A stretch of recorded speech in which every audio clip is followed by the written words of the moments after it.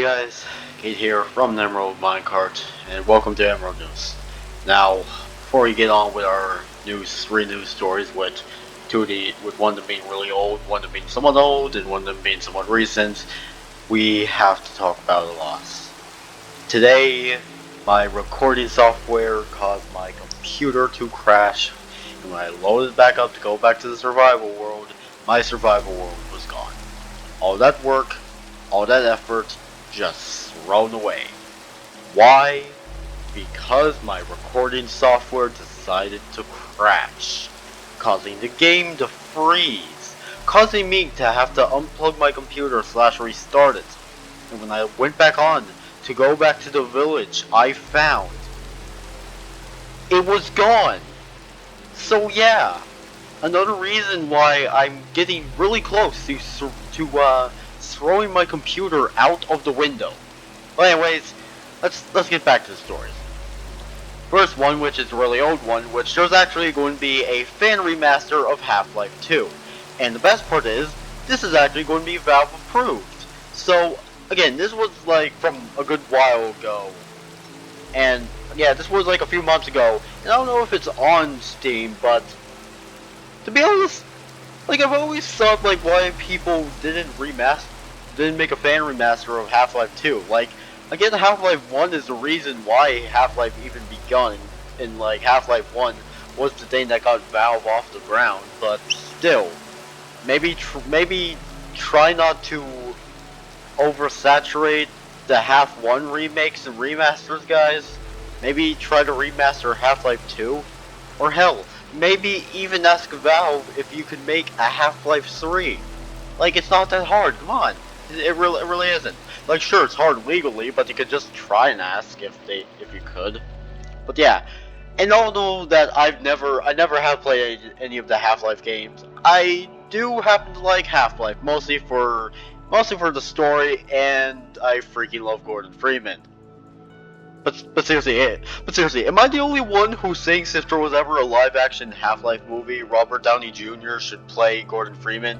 Like, seriously, if you put a picture of Robert Downey Jr. with glasses on next to Gordon Freeman, I'm sorry, but you would not be able to tell the difference, okay? And oh crap, I forgot to disable my hot bar. Sorry, I almost forgot about that. But still, I'm just saying, like, if there was ever a Half-Life live-action movie or anime movie or whatever, if there was an actor or voice actor I would choose to play Gordon Freeman, it would be Robert Downey Jr. Because again, just put Robert Downey Jr. Just put a picture of Robert Downey Jr. with glasses next to a picture of Gordon Freeman. Okay, you'll basically have the same person.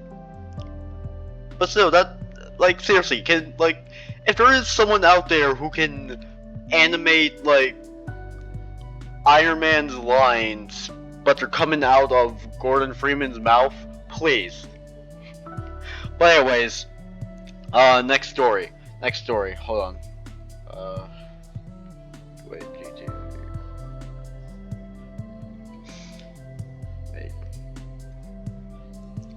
Okay. So, anyways, another day. Okay. So, anyways.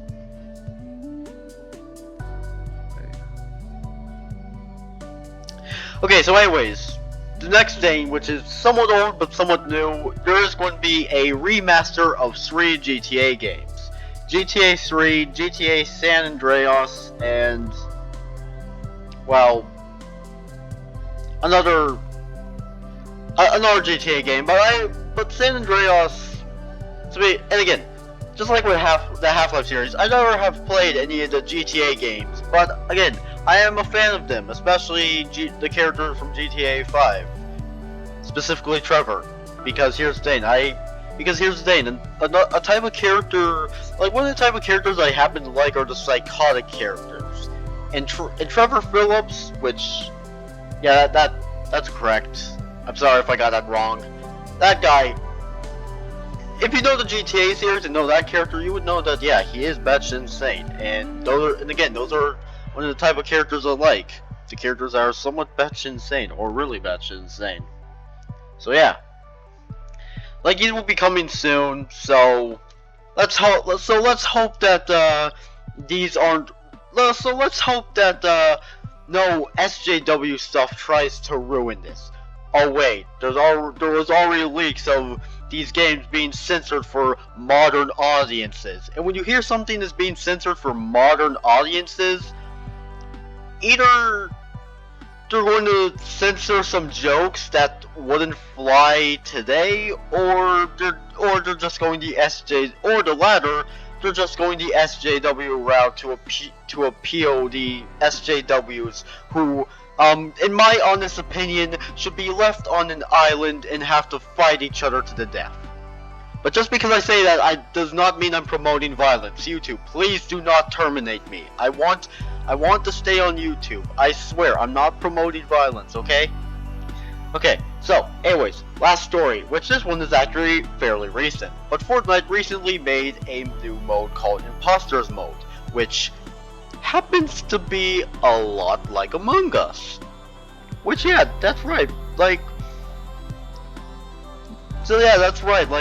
Most like Fortnite is basically ripping off Among Us with this new mode. And here's the thing, to be honest, I was surprised at first, but then I realized that this is the game industry, and usually some companies will resort to stealing ideas.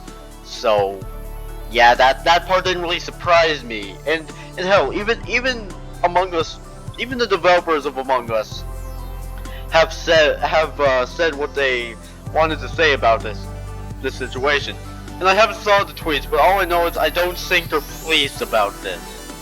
Which again, like if I made a game and I discovered that a famous AAA game developer stole or was copying that idea, sure, I would I would be annoyed, but to be honest, I also wouldn't be surprised because again, it's the AAA industry. Like you think so? Like sure, there are AAA companies who won't do that, and they will make some original ideas, and they won't steal from indie devs because at least because thankfully there are AAA studios who do see indie studios in a good light, mostly Microsoft and Valve. But still, it's just it just feels weird. Like when a AAA studio steals a idea from another AAA studio. To be honest, yeah, I'm a little annoyed, but I don't feel bad because again, it's just another AAA studio. They have a crap ton of money.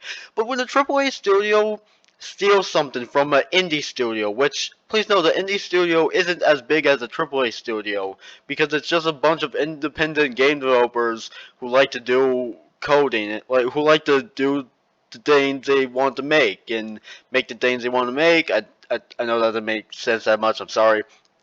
But so, indie studios are mostly full of people who want to make what they want to make without publishers getting in the way or interfering with things. But and again, it just feels weird whenever like a massive AAA studio, which has multiple people they could ask for ideas, just steals an idea from an indie studio. It's like, did you really have to steal an idea from an indie studio? And again, here's the thing, AAA. Like I have to believe of AAA companies and indie studios, they can be friendly with each other, but then they can't be friendly with each other when the AAA studio decides to screw everyone over. It's just it just feels weird. It just feels wrong when like a AAA studio either copies or steals or any form takes a already existing idea from an indie studio. It's like yeah, the indie studio. It's like sure, it's a concept that the indie studio didn't fully make themselves. Like the concept was technically somewhat around longer than Among Us was, but still, it just feels weird when like an indie studio makes something, and then later a AAA studio copies that idea, and then some people will think, oh hey, it was the AAA company who made this and not the indie studio, even if it is the other way around. So yeah, it just this whole situation feels weird. So yeah, so yeah, those are the three stories for today. And yeah, I'll try to probably find some more recent stories maybe. I don't know. Depends if I can even find anything. But yeah. Anyways, that's gonna be it for this video. Make sure you guys subscribe and like for more, and I'll see y'all guys later. Peace out, home guards, and goodbye.